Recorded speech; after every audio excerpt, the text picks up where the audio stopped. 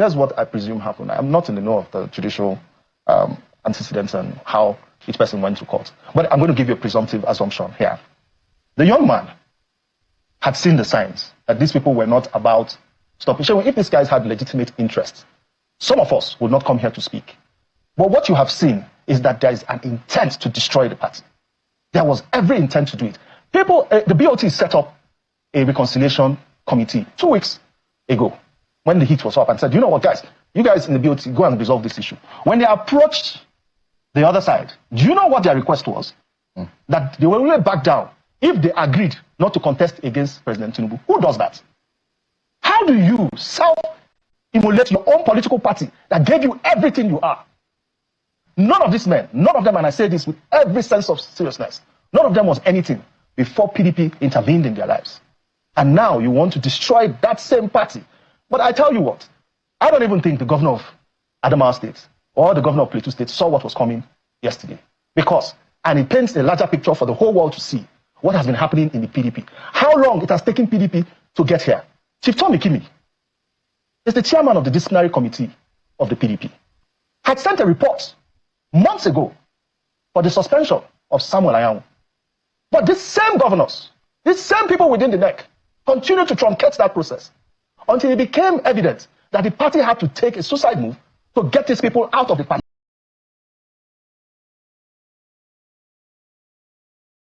The party conducted an illegal convention. Well, people always say something. It's not unexpected. But ignorance plays a big part to what people say. Before that convention, there were 3 orders, judgments from 3 different concurrent courts who have the same level. In the legal parlance, they have concurrent jurisdiction. So a state high court and a federal high court are at the same level. What usually plays out is last in time. And before the convention on Friday, there was a last. So there's a principle of law, yes, which is called the last in time. Yes. Well, not necessarily that it applies, but whoever is observing or who's mandated by that judgment takes whatever he gets last and says, okay, this is the last order of the court, assuming that all the others have vitiated their concerns, and this court may have taken those concerns into consideration. But it was the last court that gave any judgment. And whoever that judgment was given against, for instance, that judgment was against the PDP and compelled the PDP to have its convention on the 15th and the 16th. So as per the legality of the convention, and as a lawyer, I can tell you that PDP was well within its rights to have that convention because it was being compelled by the courts. INEC were compelled by that same pronouncement of Justice Akintola on the state high court in Oyo State. They were compelled to observe that convention, even though the Electoral Act say may. But the due notices had been served on INEC well in advance. They had enough notice of the 15th and the 16th of November. So I think, and I presume, that PDP was well in order to conduct its convention. And I'll say this, woe betide anybody who despises the survival of an opposition, because that person will eventually reap the benefits of that sin they are sowing. All right, so let's take the issues one after the other. Please go ahead. Although the principle of last in time might not apply here, yes, the principle of last in time in law applies where there are conflicts between judgments or treaties or laws that are in conflict. But in this sense, there are those who will say there is a substantive judgment of the Federal High Court that will be said to have a jurisdiction in the matter of People's Democratic Party in its national convention.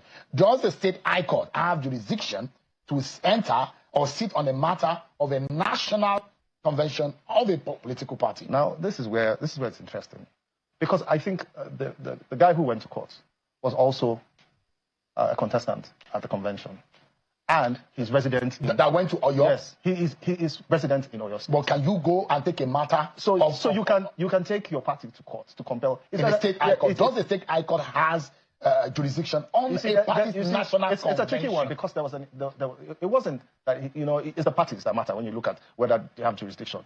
Can a state compel a federal, which is INEC? So the only issue here. INEC was a party to that matter. So and INEC, the national body of the party is also. So INEC didn't get any superior court order vitiating that order. So when a judge has made a pronouncement, that pronouncement is there. You obey it. The only way to upturn that pronouncement, whether it's illegal or legal or it doesn't make sense, is to go to a higher court. And I don't think anybody approached the higher court to vitiate that. Do you even need to go to a higher court where there is an established position of the federal high court? No, they are agreed. Yes, but jurisdictions are different. No, but you see, the pronouncement has been made. But the fact remains that there was a court order that came after a judgment of the court. So again, in the hierarchy of the position of the law or of the court. No, there's no. The federal high court is not superior. The point I'm making is that can you put on the same level a court order and a judgment, a substantive judgment of court? Now, let me say that's the point. If the court they are both pronouncements of the court. But one is presumptive. No. One is substantive. So you see, a pronouncement has been made. You can't walk back that pronouncement until you go to a higher court. Once that gavel hits, it's. But should the state high court now take up that is not an appellate court to the federal high court take up the same matter? If the court sees that the person coming to it will suffer an injury and it has that duty to protect the interest of that person, the court will take that position. And besides, the court must have relied on superior court rulings, which the Supreme Court has maintained time after time, that look, we will not descend into the arena and interfere in the elective functions of a political party. And I assume that all the hurry-carry was to stop the convention by people who, I must say, I cannot understand where we are headed to. We're at a time when the country needs someone to stand up. Let me give you something that points to why you need a responsible and an active opposition in any country. Donald Trump, the president of the United States, only made 2 tweets or 3 tweets regarding what his intention was for Nigeria. And you see how the government has been reacting in the last couple of weeks. If you had a virile opposition, which the APC was in 2014, they held protests. They were able to associate themselves. I remember I had a meeting with the late SSA to the president at the time.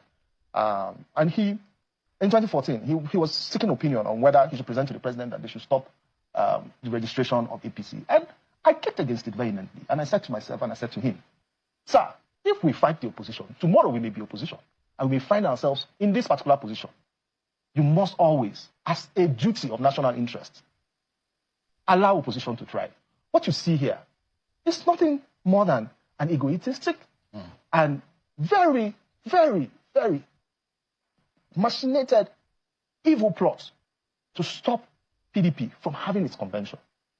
And I cannot understand. I cannot understand the reason. Look at the problem. Let's look at the problem with the aim of putting perspective to how the party got here and perhaps what the court and its judgment was intended to do. The court, have you read the judgment of the Federal High Court, Justice Omotoso's judgment? Have you read it? I have, and let me say something. Let me say something about, and I'm going to quote Chidi Odinkalu. You've had him on your professor.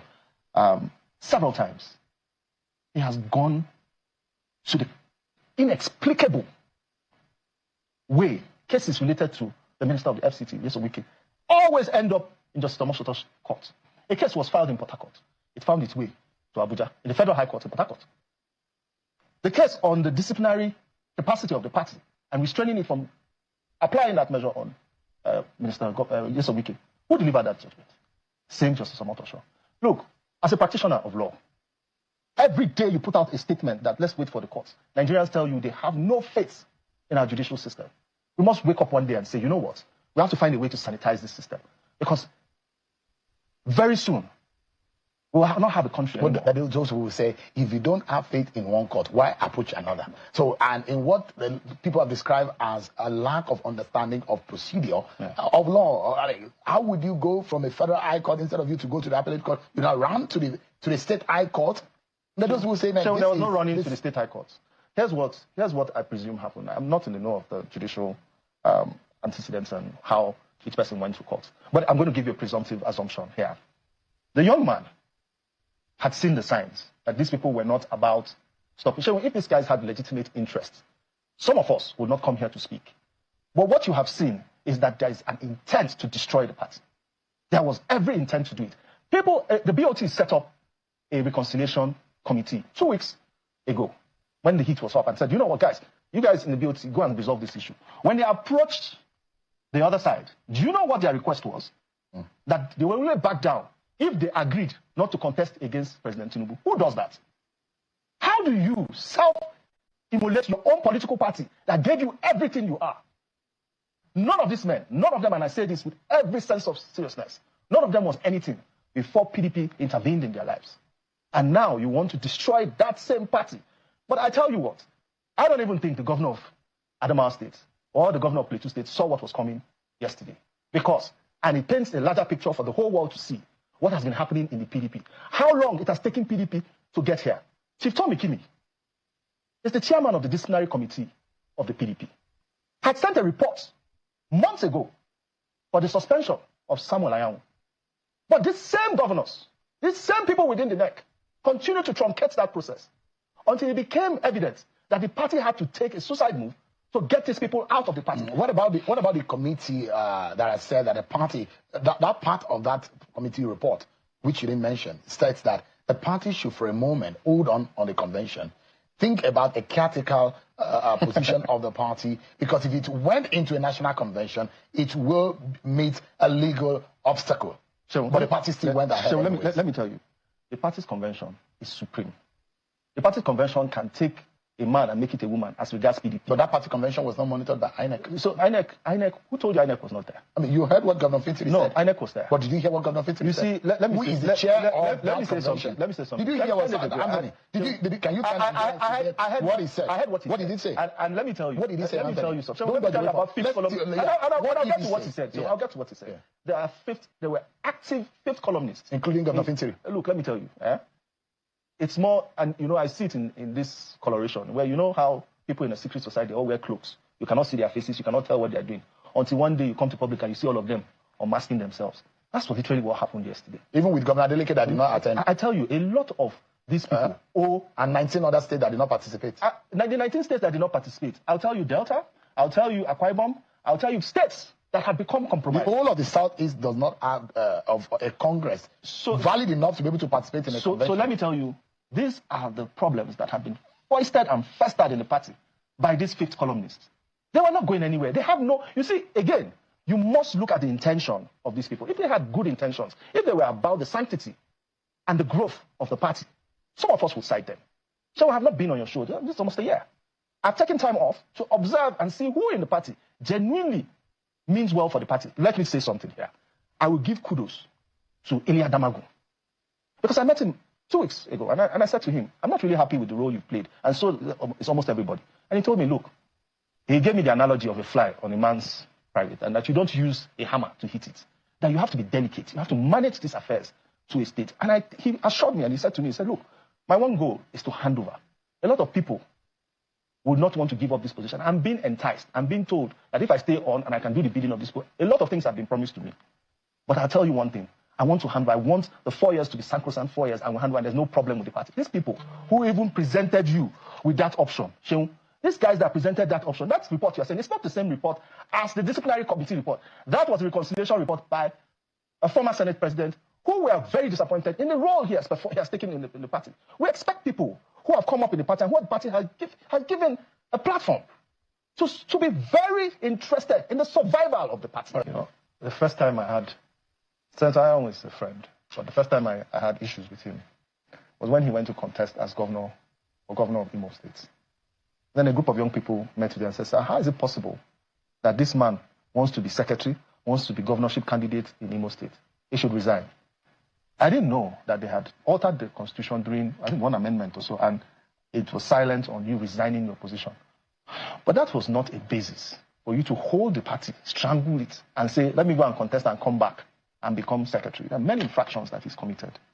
I know what it took for them to compel him to sign the notice for the convention.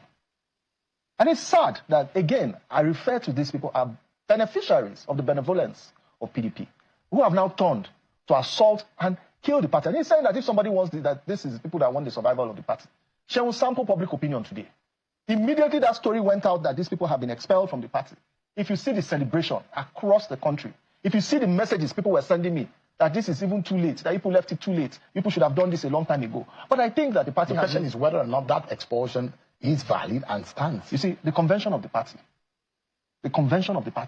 is the alpha and the omega of that party. And that is why that is why of the law, if that convention is actually valid. Because who transmits the communication, according to the constitution of your party, of a convention? You see, that had been communicated to INEC. You see, when that suspension issue had come up, who has the right to do that? The party. No, the National Secretary. Well, he had signed it. He had signed the notification to INEC. He had signed that notification. In fact, it was a precondition for not enforcing that suspension. It was a precondition of not enforcing that condition, that suspension that was the disciplinary had rightly at the time. Chief Ikimi had rightly said, suspend this man. How is it that a group of people want to play to the interest of one man to destroy the opposition? There's a comedian, Hausa Galanchi, that has taken this matter to the US Congress and cited these individuals as people who are stifling democracy. We can't keep using the courts to run our political parties. Look at the mood of the entire generality of PDP. Only a handful. And they're not even, you can count them on these fingers. You can count the names of the people who do not want the survival of PDP because of their selfish interest, because they are in this government and because they benefit from this government. So how do you mortgage the future of Nigerians for your own selfish benefit after you have benefited for years from the system? Or your state high court gave another judgment or give another pronouncement on Friday. So that was the last in time. However, Sheon, Sule Lamido's case is a different case, and I'd like to, and I've given your producer the timetable. 4 months before now, and I want to mention specifically the director of organization of the PDP, Yemi Ademo. He's a fantastic guy, brilliant asset to the party. So way before any convention elections, Yemi makes sure a timetable goes out, and he lists out activities that will lead up to any convention or any primaries. This has been out since March. The time set for you to buy forms, the time for within which to return the forms. It's there on the screen. Sule Lamido has the greatest respect for me.